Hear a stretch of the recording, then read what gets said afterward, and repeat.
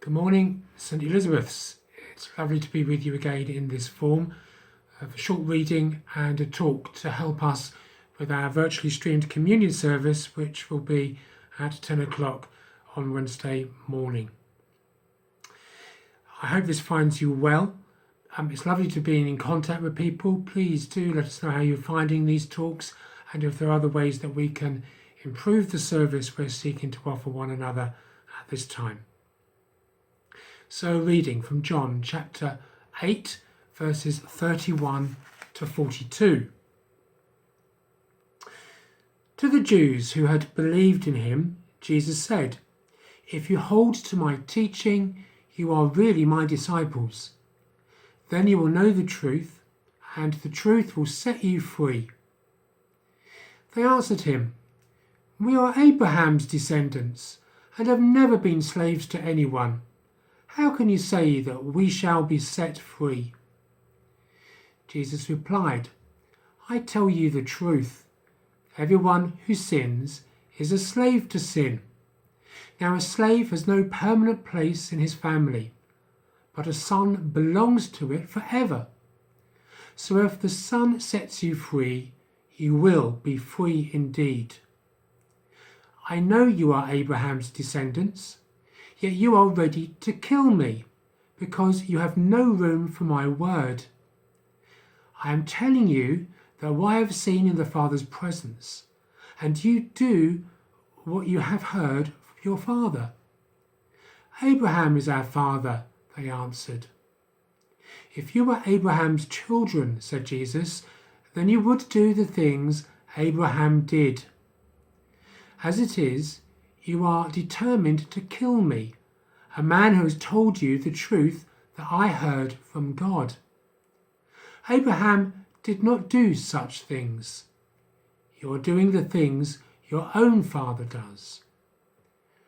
"We are not illegitimate children," they protested. "The only father we have is God himself." So these verses from John are Jesus talking quite forcibly to some Jewish folk who say that they are some of his followers. They believe that Jesus is the long-awaited for Messiah. Yet Jesus challenges even those who follow him as to who they truly believe him to be. There are verses here also that focus on Jewish identity. The essence of what his Jewish followers are saying to Jesus is, well, our father is Abraham, so we're simply okay with God. Jesus challenges them to say, well, if you really are deep followers of Abraham's teaching, then you would believe who I, Jesus, am, because Abraham had great faith in God, and if he were here, he would recognize who Jesus is, the Son of God. Basically, this short reading is asking us to consider precisely who Jesus is. Of course, in the context of our run-up to Easter, the Anglican lectionary is using the reading to set the scene for Jesus' death. The passage mentions how people are wanting to get Jesus out of the way, but put that to one side for a moment. I wonder if there are two things here that we ought to be thinking about this morning: holding to Jesus' teachings and the issue of truth. So Jesus says, if you hold to my teachings, then you really are my disciples. Then you will know the truth, and the truth will set you free. In the middle of a calamity, such as we are collectively finding ourselves in, it becomes very easy to say, well, our belief hasn't helped us, the situation hasn't ended, indeed it's getting worse, therefore I'm not going to carry on, I'm going to push this to one side. You know, Christian belief has never provided quick fixes. Rather, Jesus says he will be with us to the end of time, even when life gets tough. For a moment, Just think about the Old Testament story of the nation of Israel being taken off into captivity. That took them years and years to sort out. During that time, the nation found itself lamenting its predicament, calling out to God, "Why have you abandoned us so?" That's what the book of Lamentations in the Old Testament is partly about. And many of the Psalms are about humanity wrestling with God in difficult times. Yet the overriding direction of the Old Testament is that the nation of Israel had to keep refocusing itself, its corporate belief in God, time and time again. As it did so, it found God in the middle of very difficult challenges. Israel is the story of a nation wrestling with God and not giving up that wrestle, rather finding a level of solace even when things all seemed completely lost. The point here is that just because we feel that we've been dealt a bad hand at the moment, we have to keep going in our belief in God. If you hold to my teachings, you really are my disciples. Yes, even in the difficult times.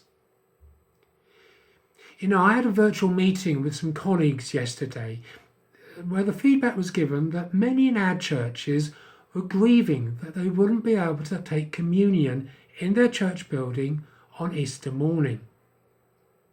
I guess there will be some in our community who would have similar feelings. In response, I said how I've noticed how much of the psalms and readings used in morning prayer during Lent really do echo how we truly feel at this moment in time, expressing desolation, sadness, concern. Just like our Jewish forebears, we are discovering a sense of being in exile. Rather focusing on the fact that we will not be able to gather together in our buildings to celebrate communion, we can learn from this difficult season and allow God's story to come alive in fresh ways, such as what is reflected in the language of the Psalms in the book of Lamentations. Now, I'm not saying that suddenly makes things all okay. It doesn't. But what it points to is that however bad things get, God is still there to be wrestled with, there for us to discover his presence with us in new, challenging, yet real ways. If you hold to my teaching, you really are my disciples. Which leads to a second point. Because Jesus says, the truth will set you free. Truth. Now you may recall a bit later in John's Gospel that Pontius Pilate asks Jesus, what is truth? And here Jesus says that truth will set you free. Truth is clearly important to Jesus. Yet we find ourselves living in what has been described as the post-truth world, where fake news is everywhere. Yet truth is truth. It's real. What Jesus says about himself is not simply true if you choose to believe it. It is truth. It is real. If we are happy in the good times to declare that Jesus is the truth, that he is the Son of God, then that remains the truth even when life gets difficult. I don't know about you, but I'm one of those people who do find the present age very stressful. You might hold similar feelings too. Yet faith isn't about magicking away fears and concerns. Faith is about recognizing the challenges of the moment and still holding to the truth in the middle of the storm that blows around about us. For me, this is a very stressful time, but it doesn't change the truth. If God is God in the good times, then when we are buffeted by the storm of illness and suffering, God is still there. There is no quick way out of the present moment. We have been told by our national leaders that things will get worse before they get better. But don't give up hope. If you hold to my teachings, you really are my disciples. Let this reading challenge you to ask who Jesus is. Truly, if he is the Son of God then still he is the same now, with us in the storm, alongside us in our fears and doubts, holding us as we journey through the coming weeks and months.